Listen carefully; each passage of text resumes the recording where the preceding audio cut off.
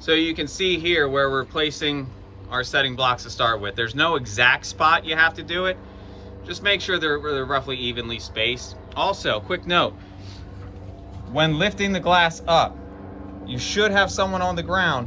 When they lift it up, they need to lift it up in the direction that it's going to be handed to you.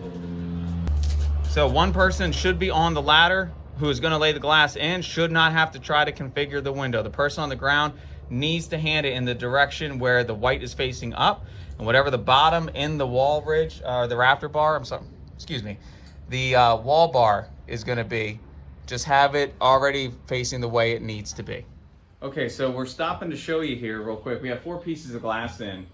Now, the sideways strip in the middle is the muntin strip. Now, that needs a cap that goes on top of it. This is the muntin cap. Looks like this on the underside. Now, we have to put that glazing tape on both sides as well. This part that fits in on top, you can see the screw holes. It will receive the screws that are about 3/4 inch on this one. And that is what is going to create a compression to help stop water from coming in between those cracks of the glass. Now, once these are in first, then what's called the glazing cap or the rafter cap will go on, creating its compression on top of this also. Some siliconing will be done, but it will be minimal. So let's go ahead and put this on, and then we'll put the rafter cap on as well. We'll move on to the next one. I don't see that. Right there. Push down now.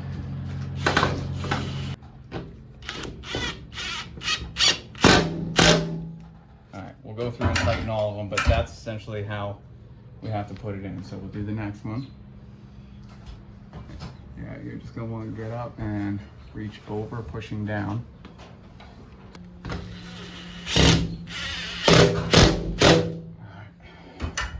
You don't want to over tighten these screws, because if you do, the heads will break and you have no way to tighten that muntin strip.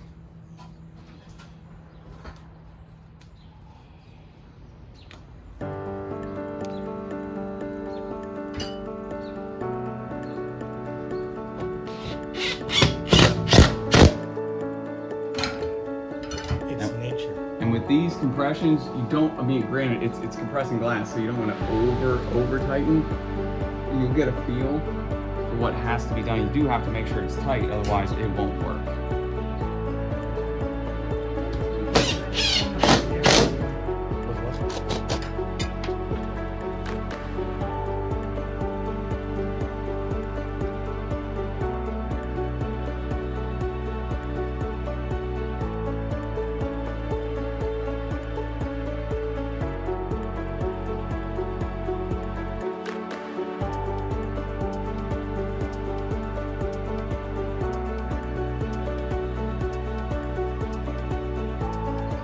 Snip those ends To be flush.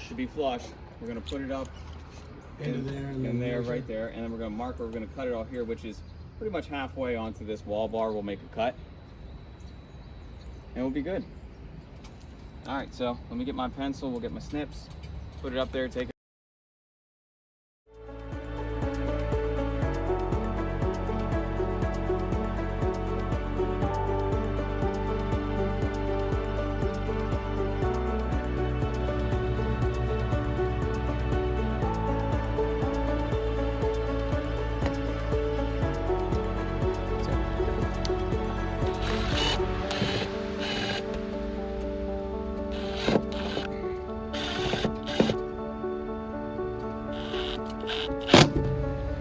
See how it compresses? Yep. You don't need to like go crazy with it or anything like that. Just snug. Just snug. Because really, the first rain is going to tell you if you have any leaks happening. And that's what I tell every person I build this for, is like, let it rain first. Don't be worried if you have a leak. That's the easiest way to test what needs to be tightened without actually over tightening. Do you ever not finish the inside before a first rain? Well, it typically happens that way because it's just the way the weather is. There you go.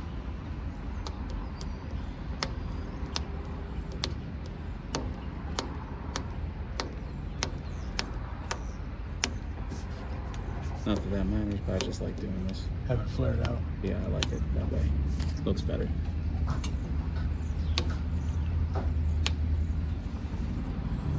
right, hold this.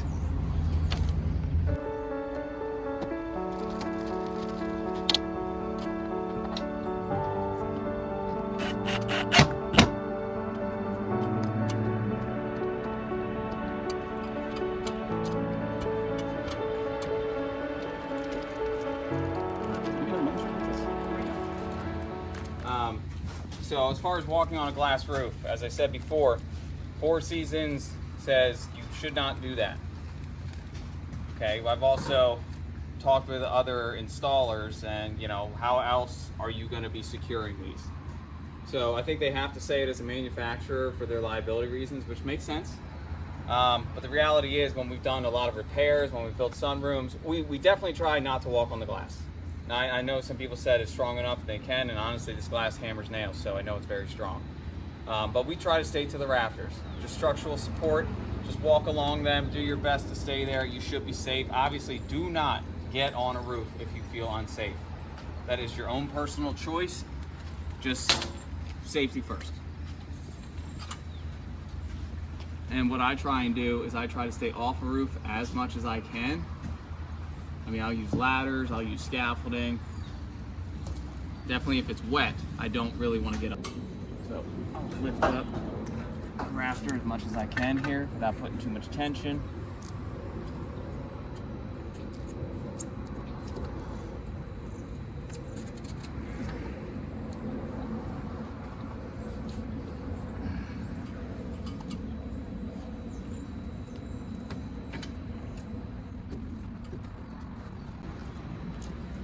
There. Now I know that's in place where I want it to be. So, drill please. Thank you.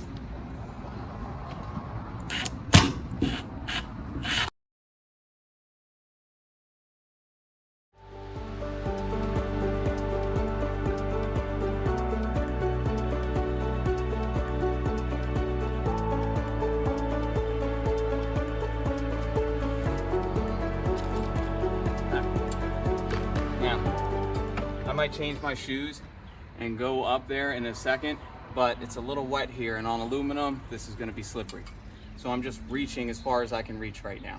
I'll get the last three once I have a fresh dry pair of shoes, because then I can just walk up this. I can use the glass to support myself. Granted, I'm not going to walk on it, but I'm going to try and stay the rafter as much as possible.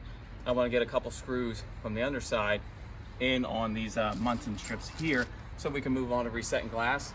And now we're just going over one bay at a time. Also, not to mention, if you have a longer reach, you can simply put a tall ladder in this open bay and reach over and put these last three screws in if I want to. That's an option if you can reach it.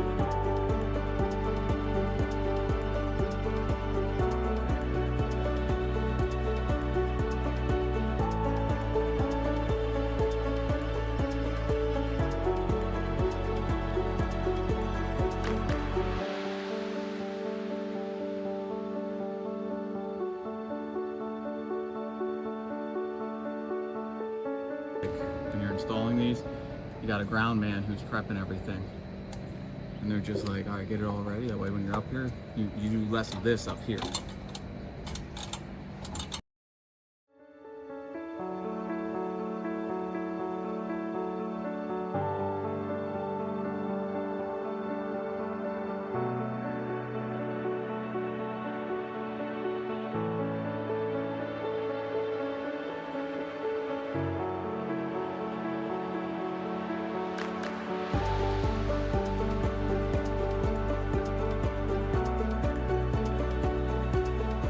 Okay, so we've got all the glass roof panels installed. As you can see, the muntin strips are screwed in.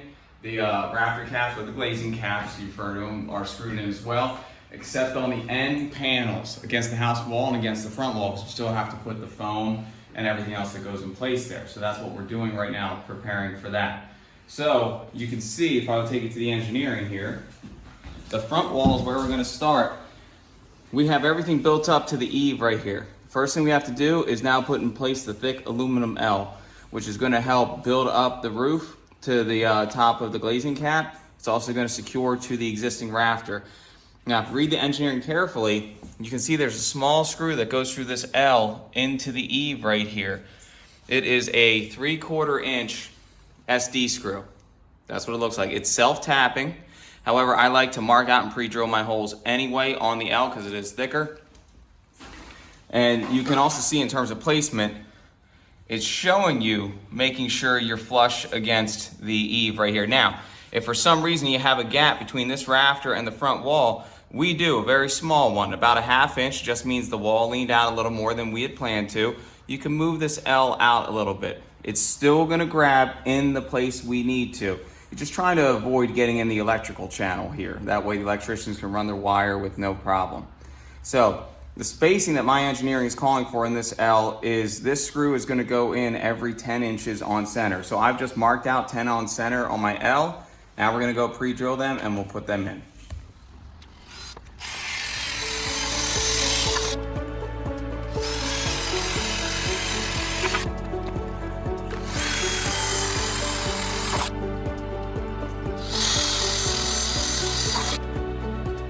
So we have this pre-drilled 10 on center. We're gonna go ahead and put it up. Now they come a little long, so we had to cut this down to about 84 5/8 to be able to fit it up to where the beam is, down to where the eave is. Your measurements may be different, obviously depending on the size of your room, so I highly recommend pre-drill at 10 on center, set it up there, make your marks, or take your measurement and transfer your measurement. We're gonna put this up now.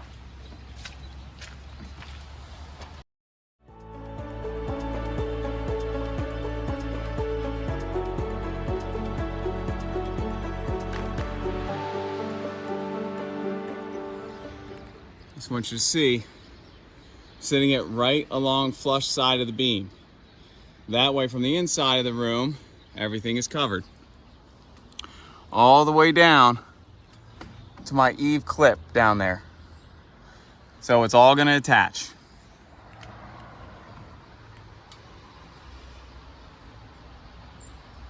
And when it's sitting here, I'm pushing it against the rafter. That way, if you take a look inside and look up, you'll see, you no longer see a gap, but rather you see the white of this aluminum piece. So take a look.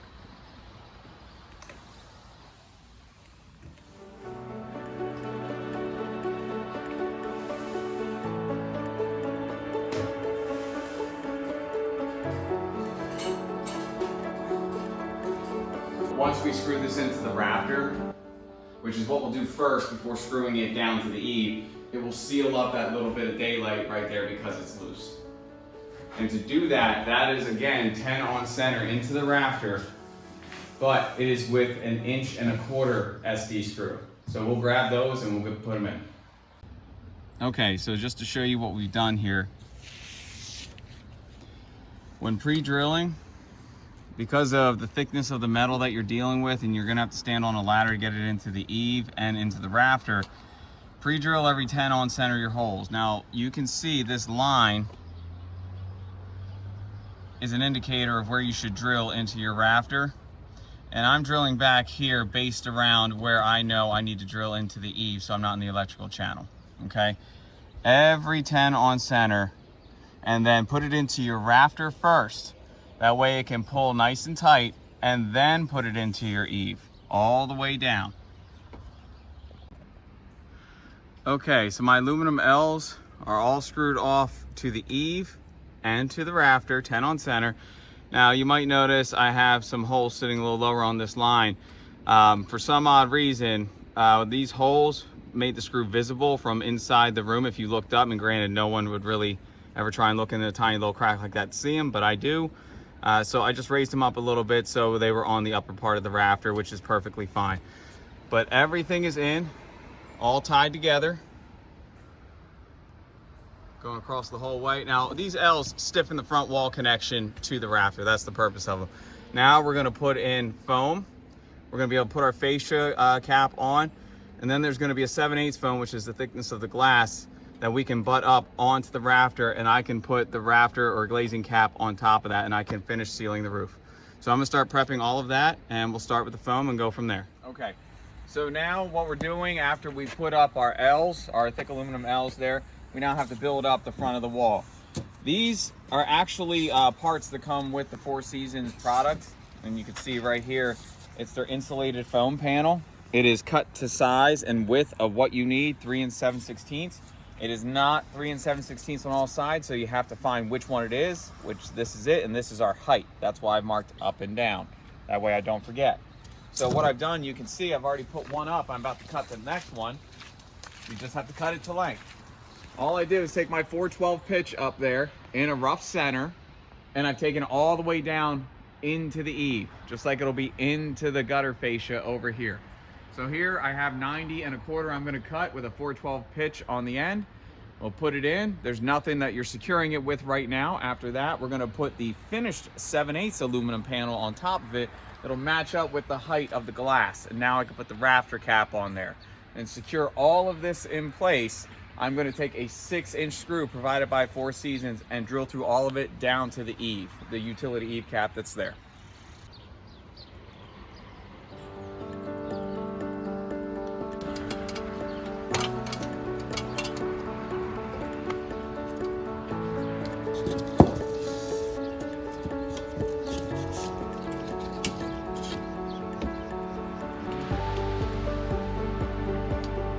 What's going to sit. The next thing is going to be my foam on top of this, my finished aluminum covers.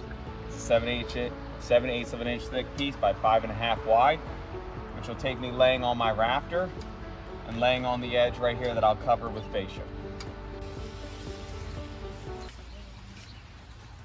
This is it. You can see it has the insulated foam with the aluminum covering on each side, 7/8 of an inch thick, which is the same size as your glass. This will now lay on what I've just put up there, which will bring me up to the exact height I need to the glass, so I can put a rafter cap or a glazing cap right on top. I simply am gonna have to cut it to length. The width already works if I built according to my plan.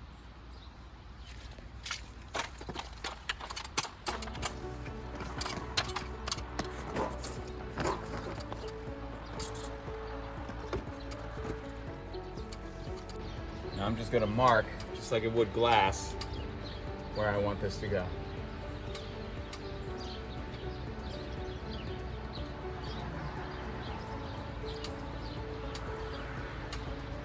And I fit it down in my wall bar just like I did the bottom glass as well, so I know I'm tight where I need to be.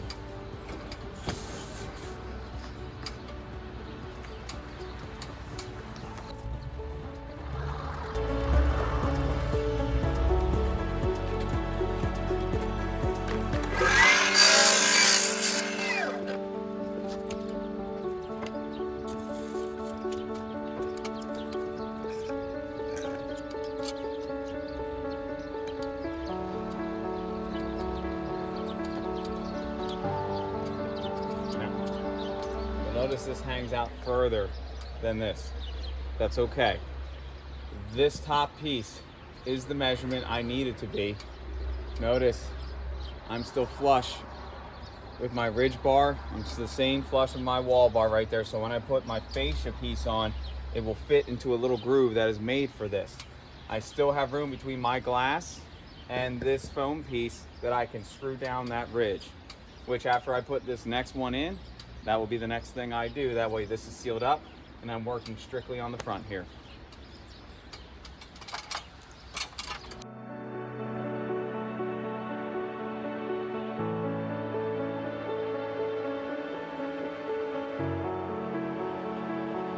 I'm gonna get some bushings and just set them in while I'm on the ground here. Get my screws ready. I'm gonna go put this in so it seals up the last bit of glass on the front wall to the foam I just put in.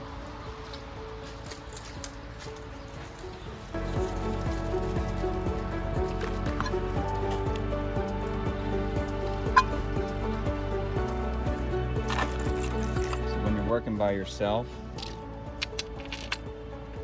or you're just one person up on the roof there, it's best to prepare everything on the ground so you're not forced to do it while you're on a ladder or on a roof. Especially with something like this, you can drop the bushings in and the screws, and then you can just take it up there and set it in place, or you're not reaching for multiple things.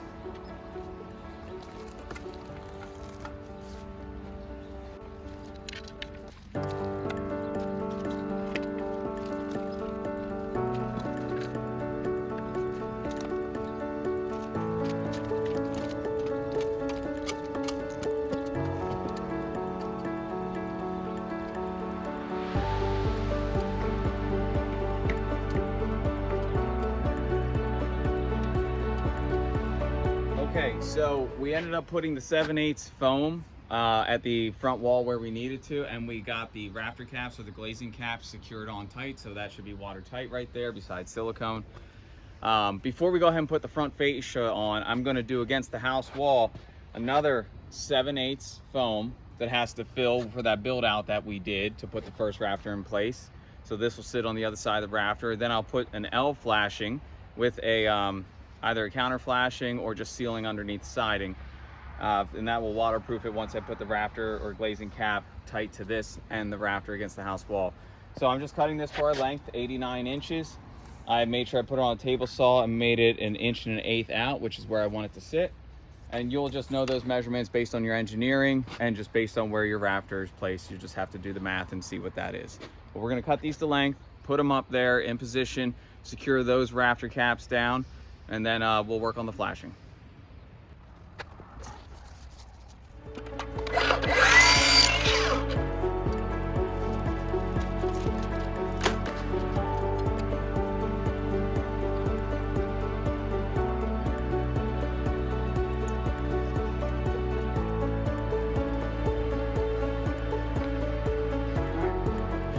So they fit. I've just laid them in place right here real quick.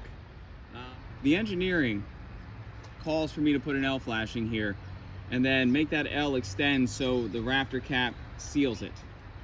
You could do that. You could leave it above the rafter cap and the foam. It'll go down anyway. But I think I am, just for safety, going to follow the engineering on this one and just bend my flashing first and then do the rafter cap. And then we'll do a particular type of flashing at the cathedral, which we'll show you in a bit. So let's bend this L flashing first.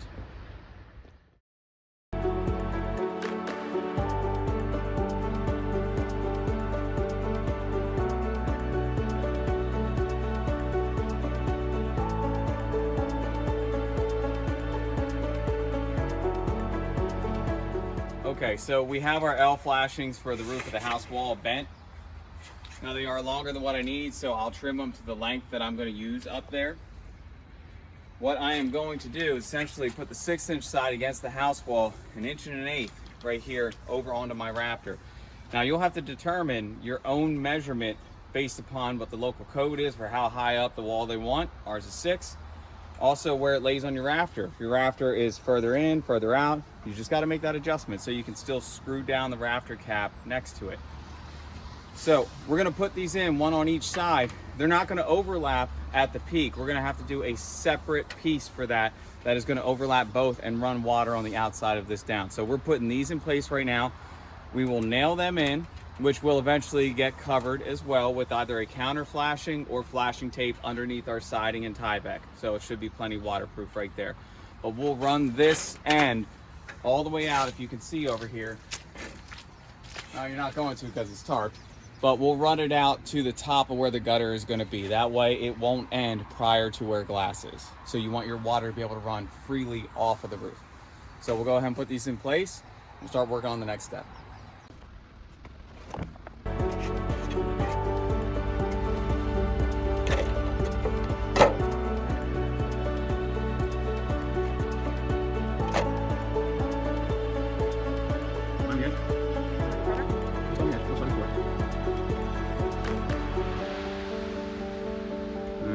Doing,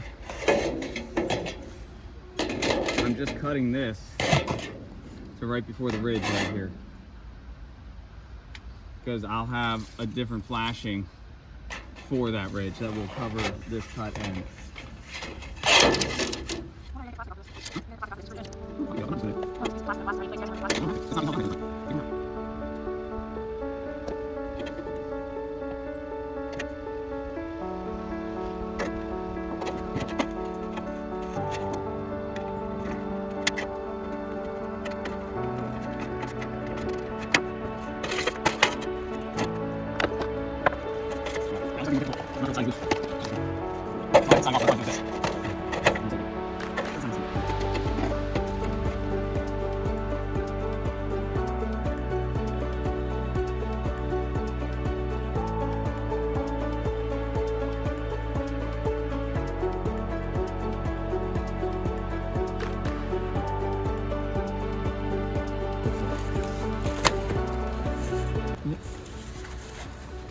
So you see,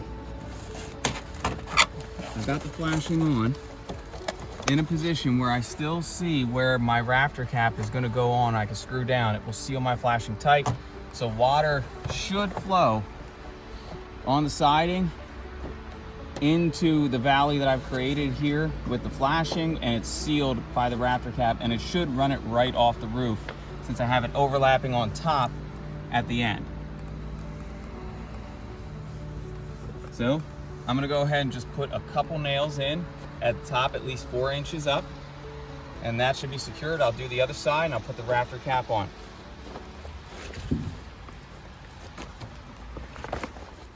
Yeah, go. By the way, just a quick note. Obviously, if it's wet outside, you probably shouldn't be on a roof. It's my personal choice.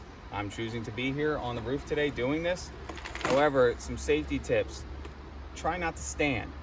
If you can just sit on an angle with your pants, that's likely to have a better grip than your shoes, especially when it's wet. So all I do is I sit on a rafter and I work from there.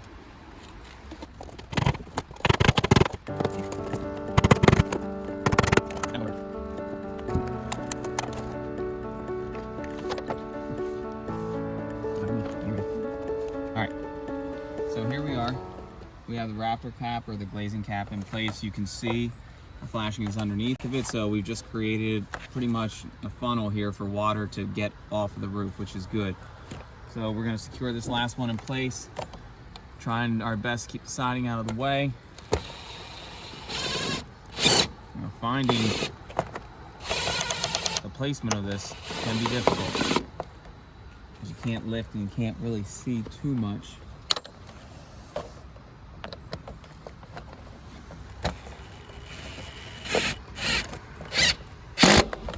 To get one started, most times find the rest. There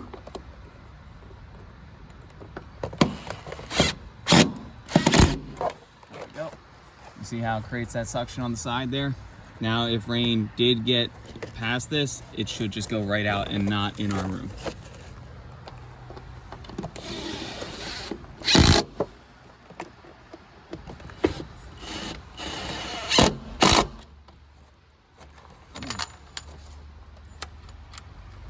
And by the way, there are caps that go on these glazing caps. They're beauty caps that cover these screws.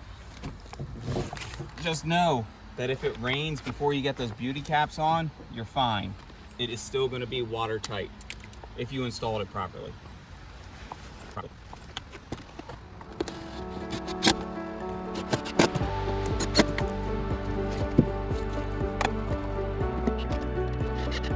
So one of the steps you want to do earlier than later, but it depends on what your weather's like. If it's raining, while you're building this, rain will get into certain aspects of the Four Seasons product. You want to drill your weep holes. Remember that sill channel, it's a way water gets channeled, but it has to have a way out. If it doesn't have a way out, it typically will find a way in.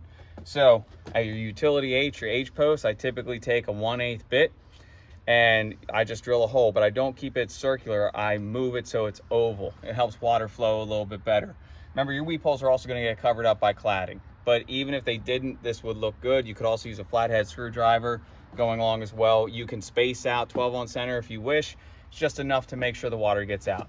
So for example, I'm not going to do it right at the base. I'm going to do it just a little bit above.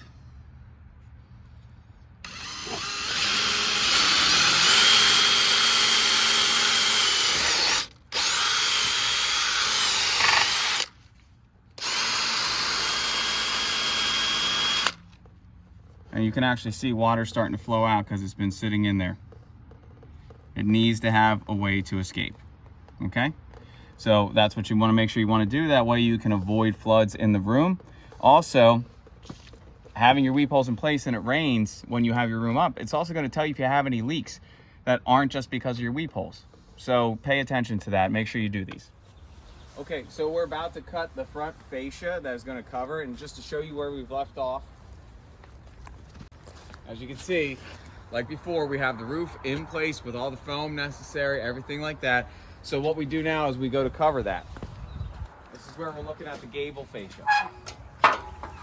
Looks like this. This is the model again, the Edition 365 from Four Seasons Sunrooms. You can see where the 7/8 foam will fit here, and the other build-up foam that was roughly 3.5 will fit in here. This will come up a little bit. It helps hide anything on the roof. Also, with the ridge in the center, it's going to help hide that as well. So they send it to you. You still have to cut it down. So what we're going to do to get an exact cut first is we have to cut it on the pitch. Our room per our plans was a 412 pitch. However, make sure, depending on how you built it, if you had any kind of adjustments there, all you're going to do is we can either put it as a degree on our miter, which is 18.43 degrees, or you can take a speed square, put it on your pivot point, and what you're doing over here, you see these common tables, okay?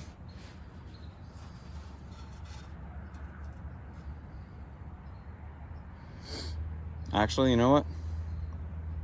I made the wrong mark, so I'm just looking at it upside down. The common rafter for 412 pitch. So all I'm going to do is follow that. Okay, so this is all getting cut off anyway. And I'll just confirm that's the correct one by putting on 18.43 degrees, 18.5. I'll know where I'm at. This is the first cut I'm going to make, and I'm going to test fit it to see where I fall. The other end, I will not have to cut on an angle. I just a basic plumb cut, because what it's going to do, it's meant to come down straight and cover my opening all the way to the gutter fascia up there. So let's go ahead and cut this first. We'll put it in position and we'll see where we lay and if we need to trim it further.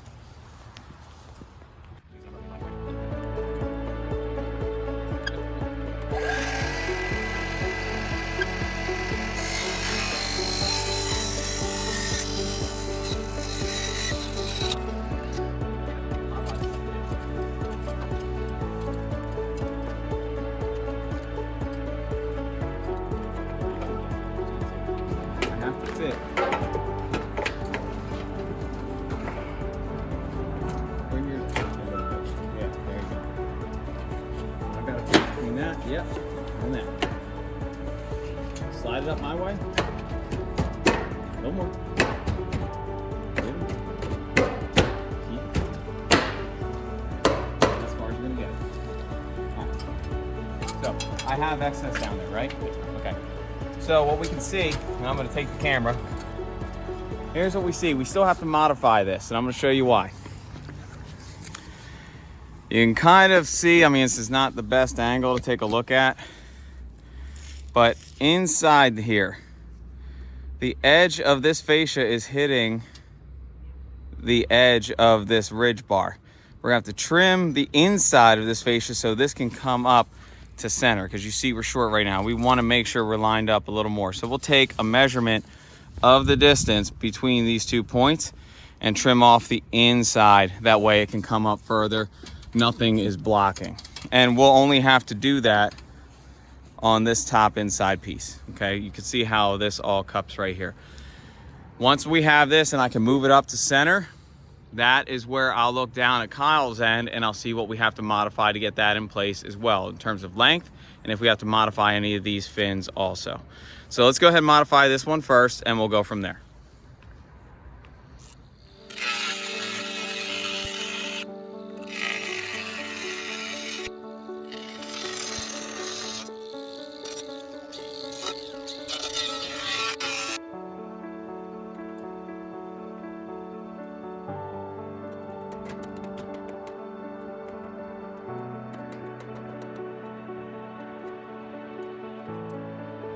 So here's what we're looking at. We're gonna go ahead and do a plumb cut here. I made a mark where we have to do it to cover. And what I'm gonna do, you mark from the underside. So this I marked on the top side, which has some adjustment. I also made a mark on the underside. I'm gonna cut the underside because it comes out a little more.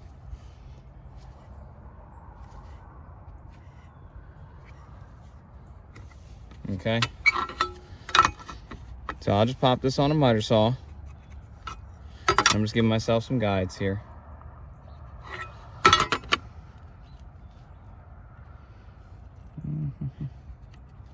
All right. I'll go ahead and do a plumb cover right here. I will still have to modify some of these fins to fit. And also for where my gutter is going to be received at the end, I'll have to draw and cut out like a little C curve right here. But we'll get to that later on. So let's go ahead and cut this first, fit it again, and see what has to be modified on the fins.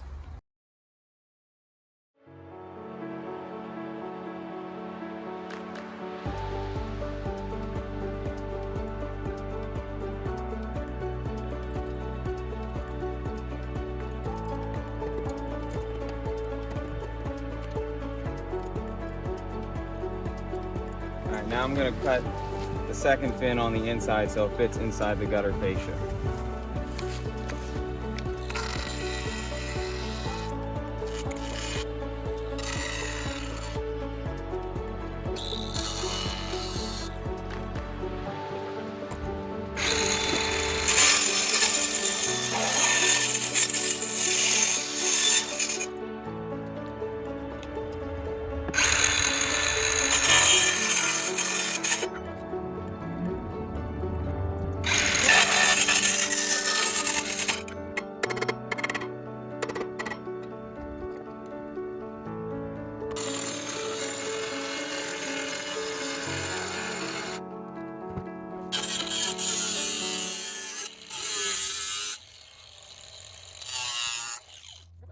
So in the end here, we marked out a C where the gutter fascia has a C also. You can see the curve at the top of the gutter fascia.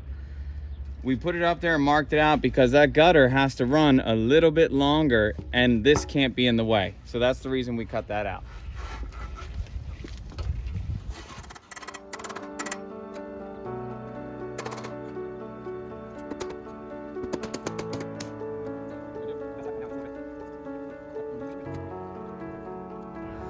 Okay, so we have our fascia cut all in place. As you can see, we even cut out the C curve for the gutter that's going to go through right there. Now you can see it's going to need some silicone, and you can look at the cut down there. You see how tight it is? It's meant to cover the gaps, but you will still have a tiny bit of gap where it meets up. That's okay, because the gutter still has to go on in place, but any silicone necessary to touch it up you want to consider. Now, all I did was try to get this as tight as I could on my 412 pitch. I will silicone this also. I put in temporary screws. This will be 16 on center with 1/2-inch screws on the top into the foam. I just put temporary ones for now. One at the top, one at the bottom into the wall bar, so it kind of ties everything together. What I'm gonna do now, my next step here is I'm gonna put the ridge cap on that is gonna hold my crest and finial. It's just simply a piece that I'm gonna run from the wood back there all the way to the front here to cover the gap going into the house right here, or the sunroom. That way water can't flow. Water will hit this, flow off, and flow off my roof.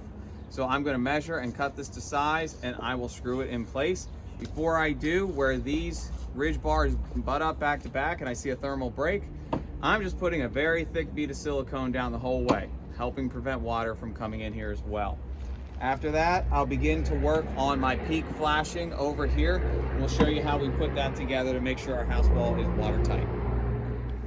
So as I said, I'm gonna put a giant bead of silicone right down the middle here. This might take you a bit. Just keep going at it.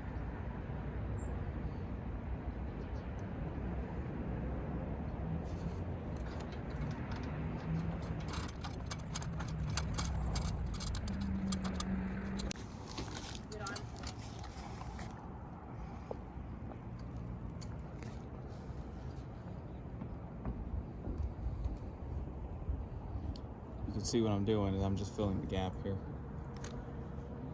I don't need to tool this, make it pretty. I just want it to be a backup barrier.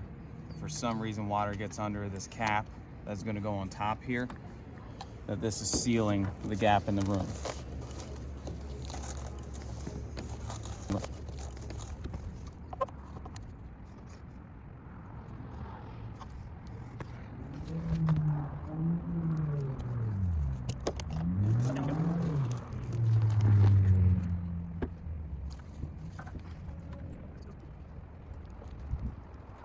We're going to put the ridge cap in place. This particular ridge cap right here also has a track that is going to hold the crest and finial.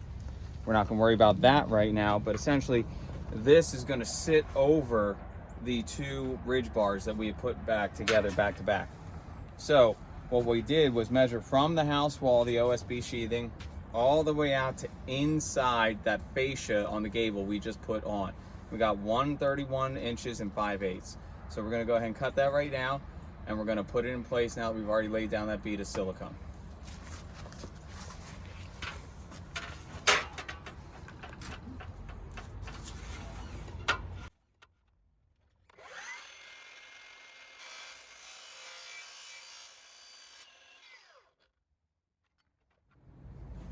So then we're just going to lay this in place where we have. Take it all the way back. Now I will have to lift that siding back there so it truly hits at the OSB, but it's roughly in place where it needs to be. You will notice there's going to be some spots that will have to be silicone. It's perfectly fine. This is the way it's meant to be built. It just is. But water management, so if water hits here, should run over onto the fascia and run down off the roof. Any kind of holes here will get silicone. That way water can't backtrack and find its way into the house. So what we're going to do, we'll move that siding. We'll go ahead and put a temporary screw in place. That way we can begin working on the rest of the peak flashing over there. And then we'll start screwing everything off. That way outside here we'll be done. One quick note also, when putting on this cap, it will have a tendency to either go side to side, okay? So what you're going to want to do is find the side that favors, put a level on here, make sure it's level. Because if you put it on a side that just feels right, it might be shooting off when you put that crest and finial on there. So make sure it's level. That's pretty much it.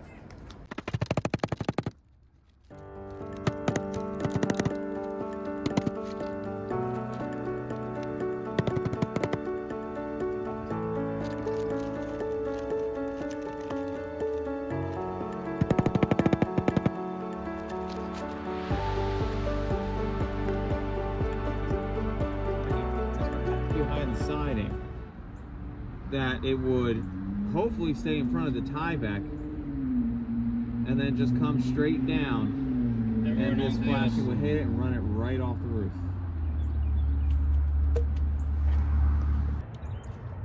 Okay, so I'm putting temporary screws here in the ridge cap. So all I've done is make sure that I'm level where I need to be. And you put them in roughly right here on each side. The spacing, look at your engineering. Just gonna go ahead and get mine in where I need it.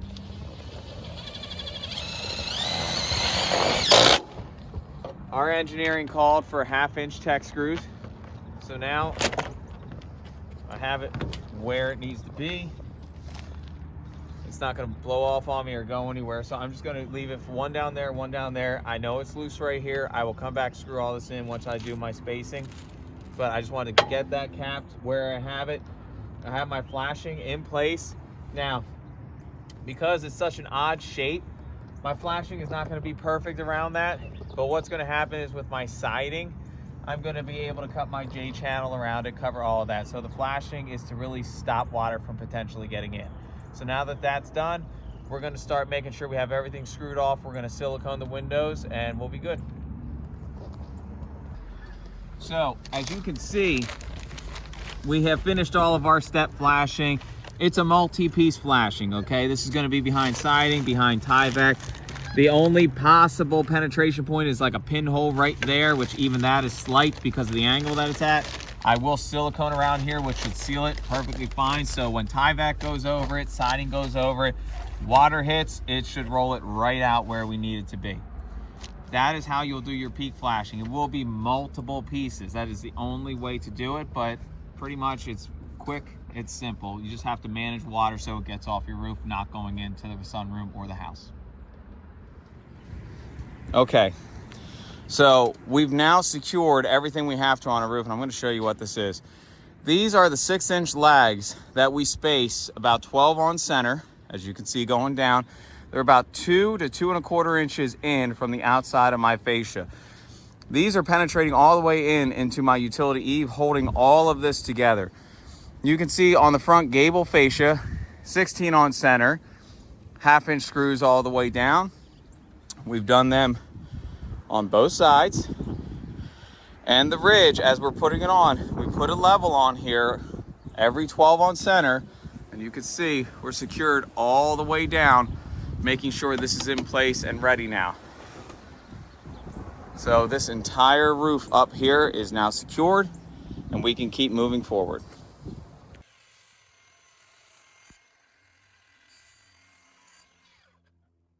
So, cutting vinyl cladding. Especially in the cold, but in any weather period, when cutting it on a miter saw, it can be grabbed by the teeth and go pop. Okay, so it's something you always have to be aware of. Cutting very slow is the key. Also, making sure your cladding is as warm as possible is the key. When it's very cold, it's more likely to pop as well. So there's a method to putting this on, and I'm going to show you what that is. So let's come over to the sunroom here. The order that you want to put these on, you're going to do this. You're going to do all your verticals first. As you come down to your sill, you're cutting it just shy of where your sill begins. As you go up to your peak or at the top, you're cutting it just shy to where your eaves come together. Or if you can see on the interior, let's take this for example.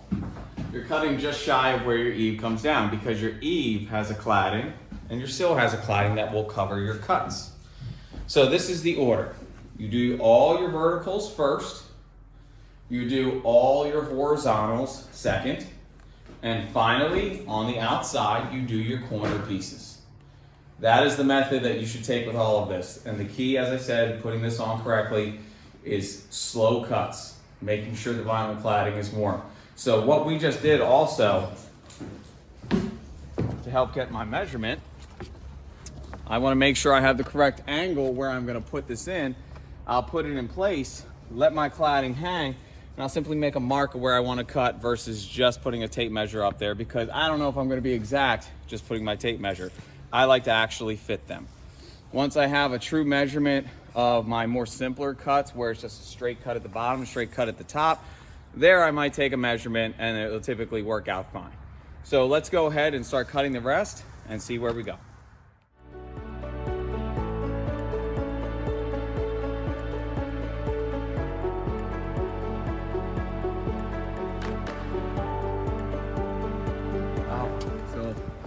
All I'm doing is fitting this in right under where my eave, my utility eave finishes, because I'll have a cladding here that will cover this. I'm taking a non-marring dead blow mallet, okay? I'm not going to knock the whole thing in. I just want to sit where I need to sit right now so I can come down and make a mark of where I want to cut it. Then I'll cut it, and then I will put the whole thing in. So I need a marker, pencil, something.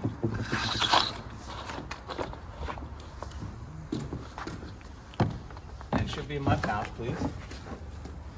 You can see it's very cold here, and there's actually a little bit of ice on here, so you want to put it in the sun, let it heat up a little bit. It's going to make your cuts better. It's going to make it more flexible. If it's not flexible, it will crack very easily.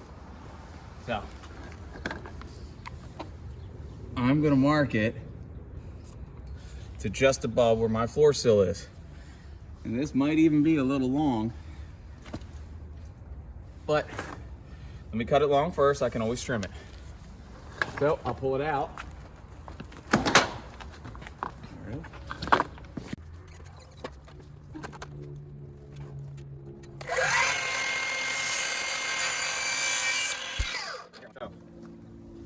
This is what I mean. Like, that's a small pop and a small crack, and we went slow on that.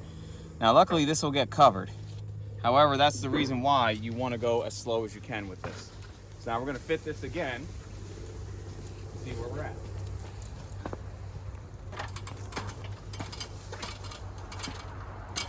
Can I see a mallet, please? Thank you.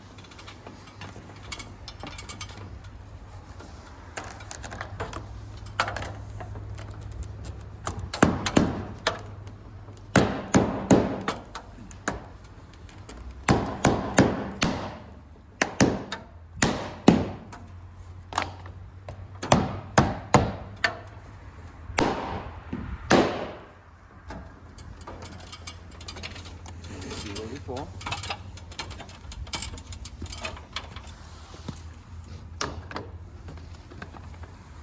All right, so I'm a little long. I'm gonna trim about 1/8 of an inch off of this. So a blade width, maybe a little more. So you can see I'm sitting just a little bit above here. I'm actually gonna pull it down because I have room at the top to pull it down, but this would be fine as well. This would get covered.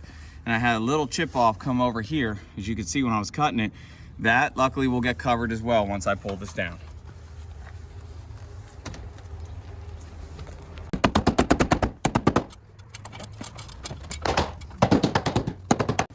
Now you wanna make sure using a non-marring mallet, okay? Just a dead blow mallet.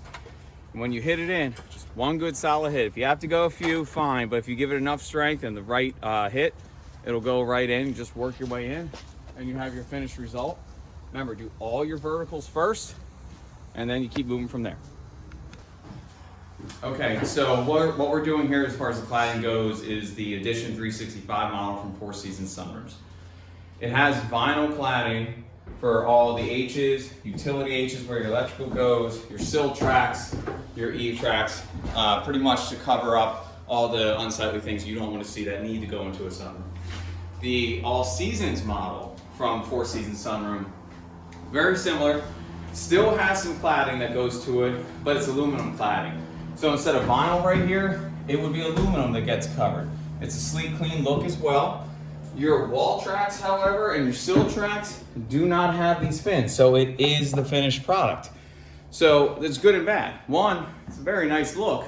Two, you have to make sure your cuts are where they need to be because you're not going to have anything to cover it if you slipped up.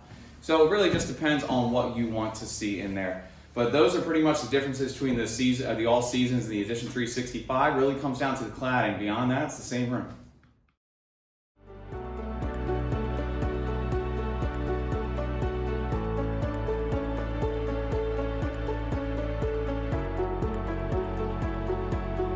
So if you have an electrical outlet in your utility H, obviously you're gonna have to cut it out for your cladding. So here's how you do that.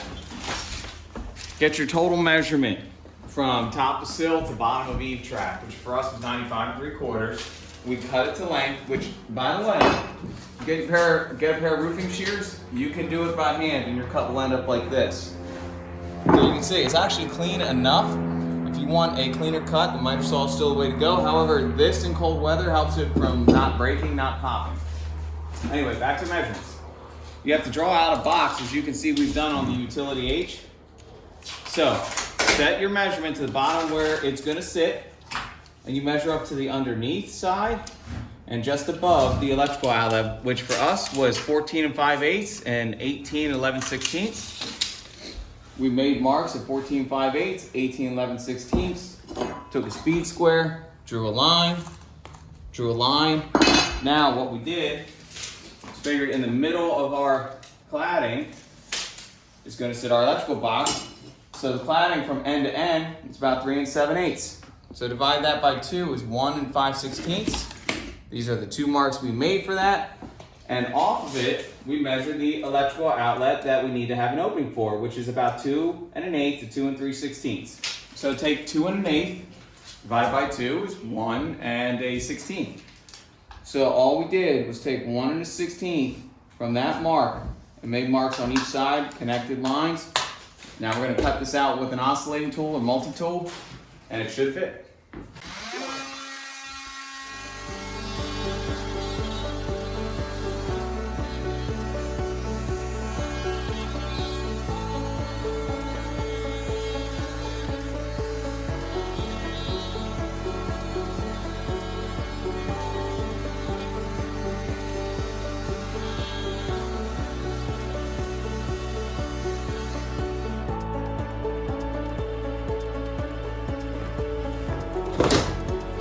Take a look before I go ahead and knock it in.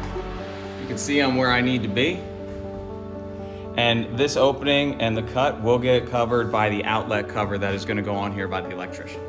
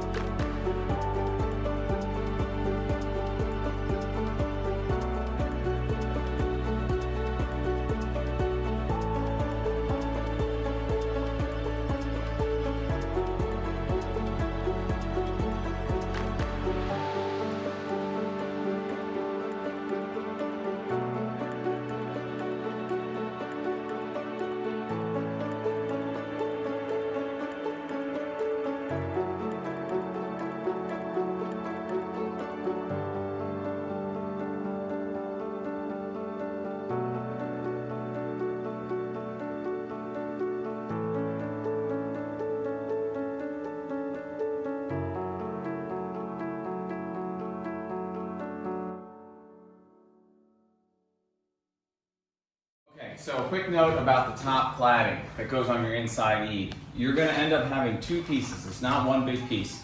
First piece looks like this, okay? Now you see they have it labeled, inside eave cladding. All right, it doesn't say top or bottom or anything like that, but with that particular shape, and also look at your engineering to see what it's calling for, but in the Edition 365 from Four Seasons Sunrooms, this is the top. This is your eave cladding also, and you see the profile. This one goes in first, this one goes in second, and what it does is overlap it. That way it gives you the distance that you need, and you can see the finished result is right up here.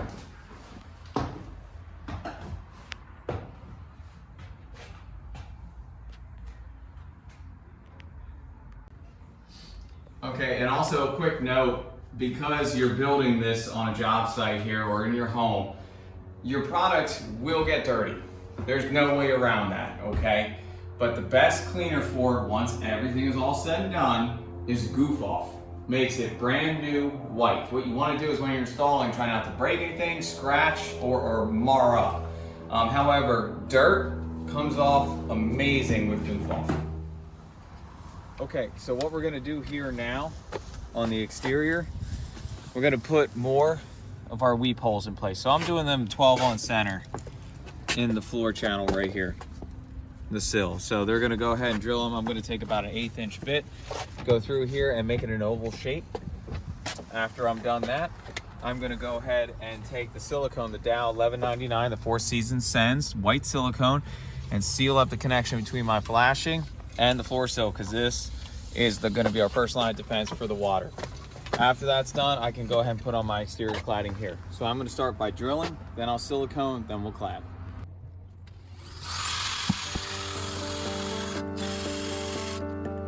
See, we had some excess water in there. Now we're letting it find a way to escape.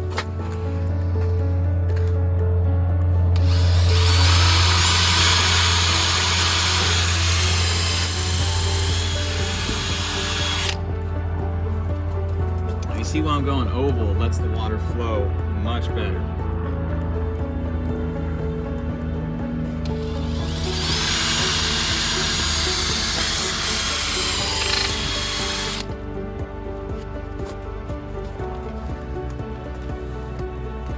Okay, so now we have our weep holes drilled, as you can see.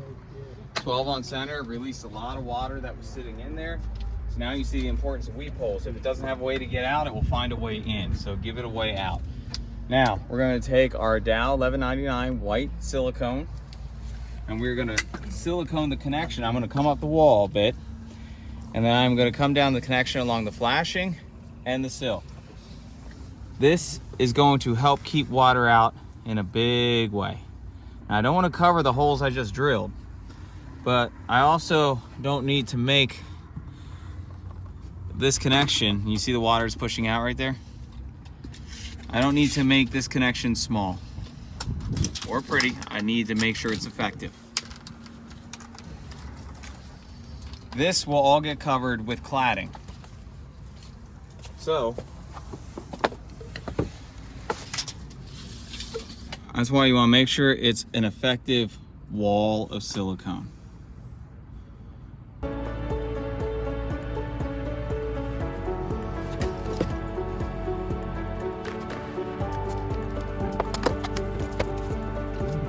I want to connect with every corner.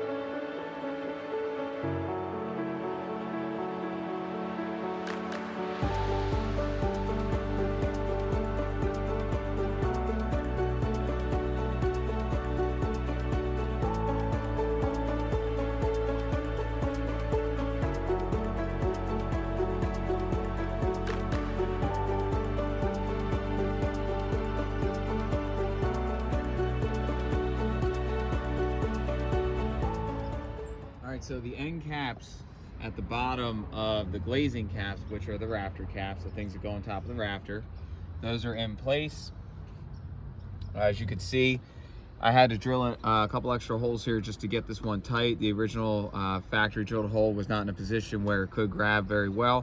You could do that, just take a 1/4 inch bit and then you'll fit the bushing in there and then the screw.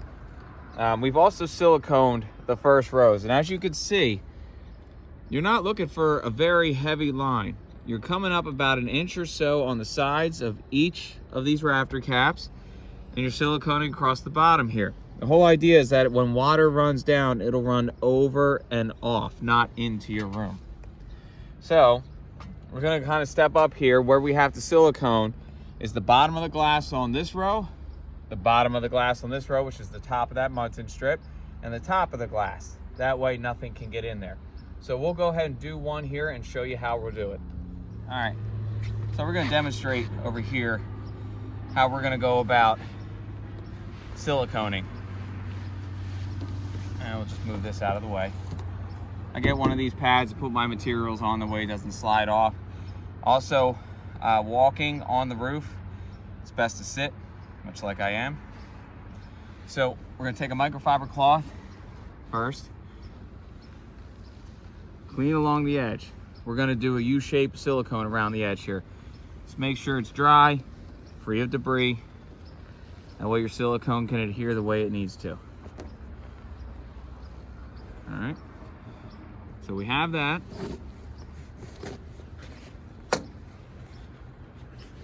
Make sure you cut just a small hole, about 1/8 of an inch of an opening, or whatever you need for this, but you don't need a lot. A clean tip.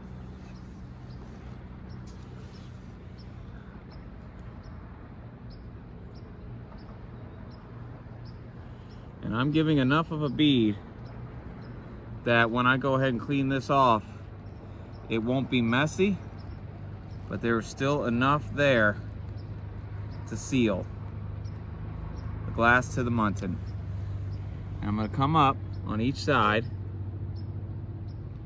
inch, 2 inches at most.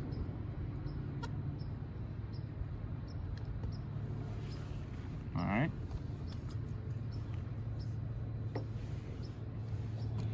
Now, take a sprayer with water and Dawn dish soap. This is gonna help clean it up. Just hit it, a little bit of cleaner. And go ahead and tool it.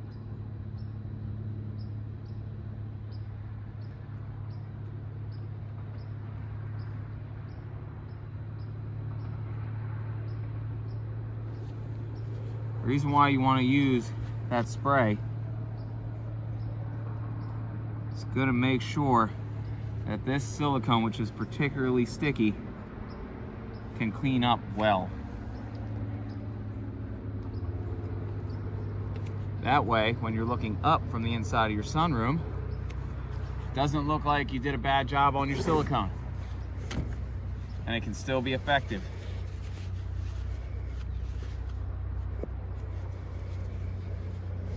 Now I'll come on the top of the Munson strip. As you can see, I'm just picking up that excess silicone. I'm not digging in to the glass or anything. Just riding the top of the white here.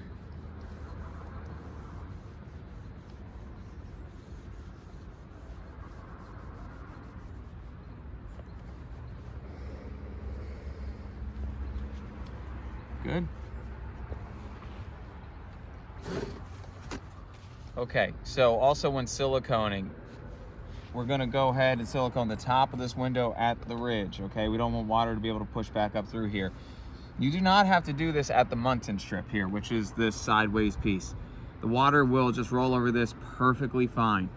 Here, because it's a different connection, it's not a compressed connection, we do want to seal just a little bit, about 1 inch down on the weather stripping, the glazing cord right there, all the way across, and then 1 inch down as well. It's the same method that we use for siliconing everywhere else. Clean it off with a microfiber cloth, make sure nothing is in the way there. Get your silicone.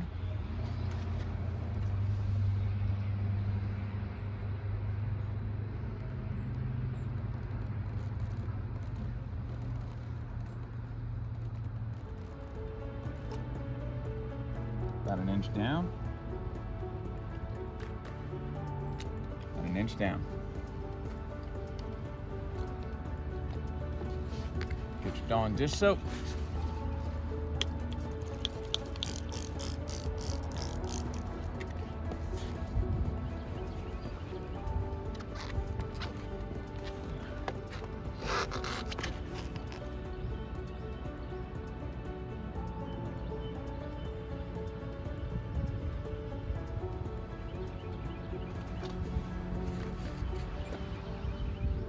Go ahead and tool the edges.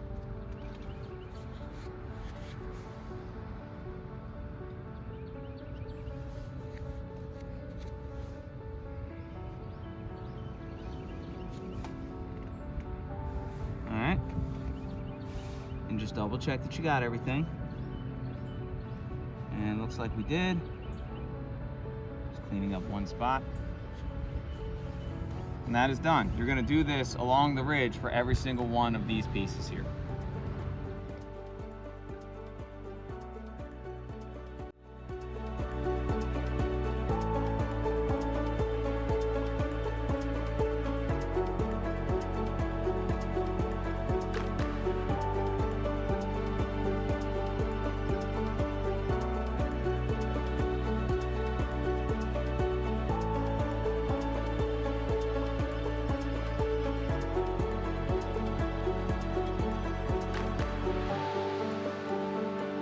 So now that we've done the black silicone along all the glass, that's good.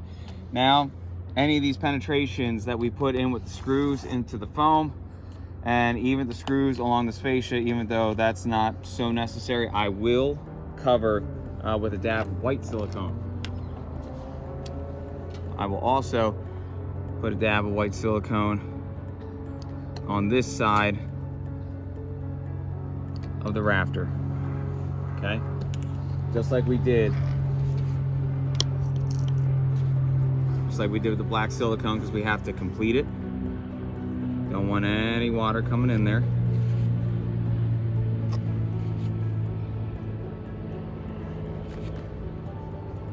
I'm just gonna clean that up a bit. All right, so the rest of that run.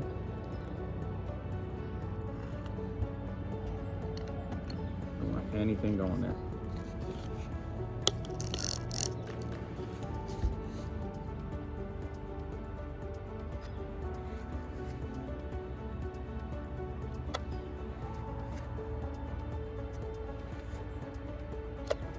All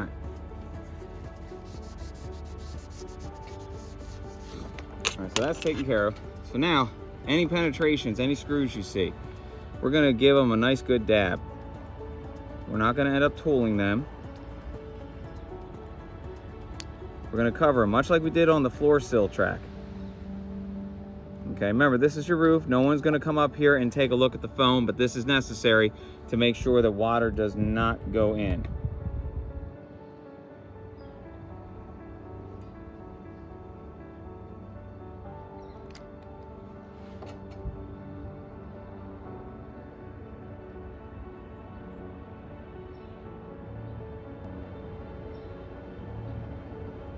Okay. As I said here too, I will cover any screw hole. Though these ones for the fascia, not 100% necessary, but I'm not going to run the risk.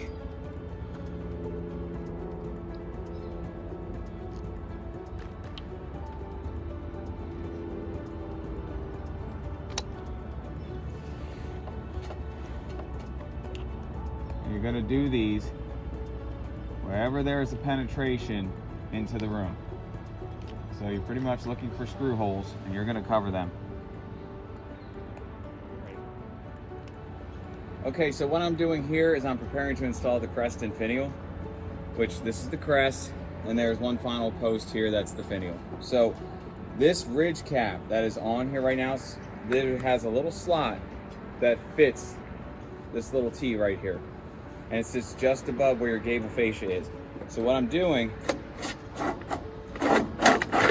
is I'm fitting it in there. Now I will silicone this down with a big bead of silicone, but what I want to see first is if I need to trim anything. Because because I get sent in sections of 3 right here, I just want to make sure that I don't have too much that I can't fit my finial, or that I have too little that I push this all the way back and my finial ends right here. I want it to end at the front of my room.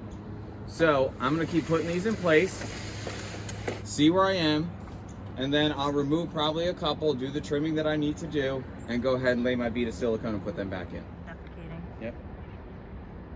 All right. So this crest and finial is optional. You don't have to have it on your room.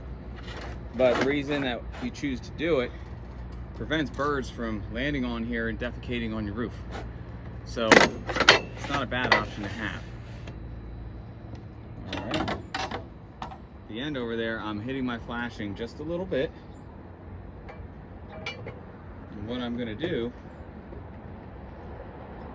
is probably trim my flashing the tiniest bit to move this, and then I'm gonna have to trim the end finial, or the end crest, I'm sorry. That should give me what I need. So what I'll do is make a mark on this one, I'll trim this one, put it to the back, and then I'll put everything else in place, that way they're all even coming up.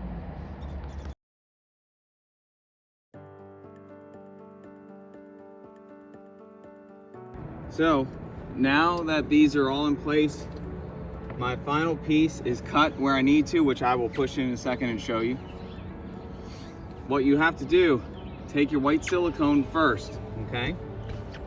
And in the ridge track, you have to lay a large bead. It's going to help adhere it in place. You can do this all at once and then put your crest in, or one piece at a time. That way the silicone doesn't get moved like crazy and build up. So, because it is slippery up here, typically sitting on your side is going to be the best way to go.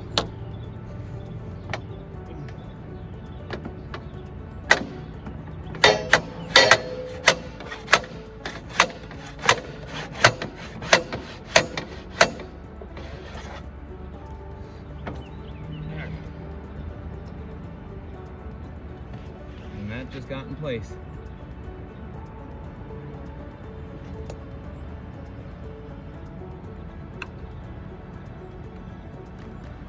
Alright, so I'll clean up the silicone that came out. And I'll move on to the next one, all the way down to the finial, where there is a pre-drilled screw hole where I will screw this in to the ridge to make sure none of this will move. So I'm going to go ahead and do the rest now.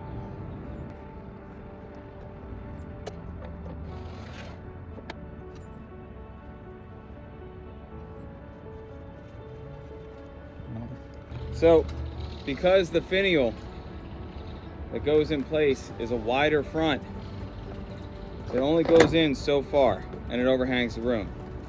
So what we have to do to make this fit is we make marks where we need to cut back the essentially the cover that's holding it in.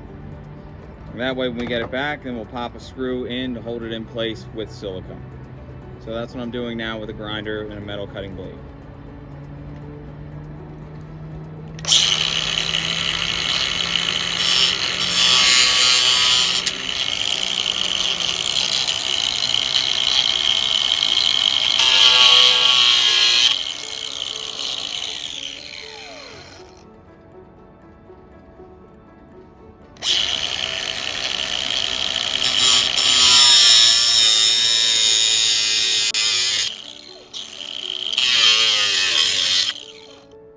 Careful not to put any blemishes on my fascia on the rest of the roof, which you can touch up with spray paint as well, but I prefer not to.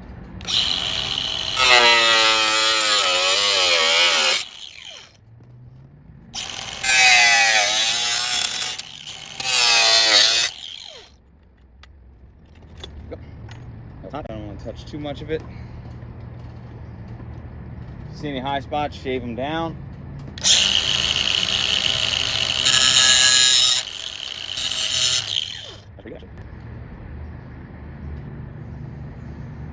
And we will be siliconing this also. Let's see what we got.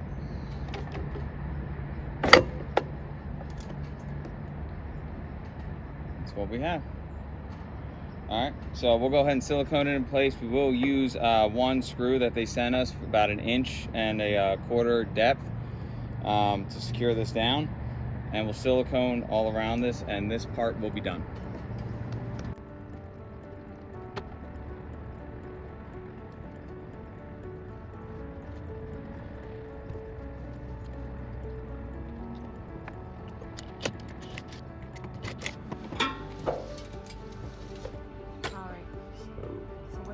So right now, we're just cutting this ridge back, peeling it, so that we can keep our gutter nice and flat, plumb, whichever word you like to use. Level. At not an angle. And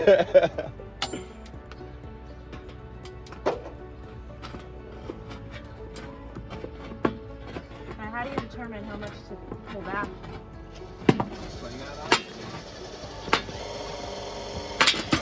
What we can do is you can look at it from the side, or you can get your little torpedo.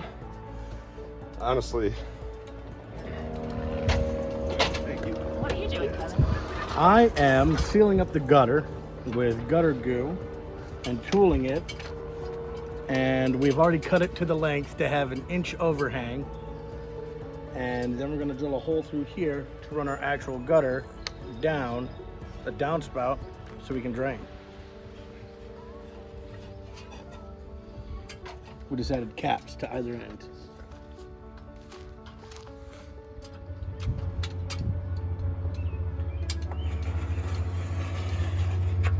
Get it a couple times.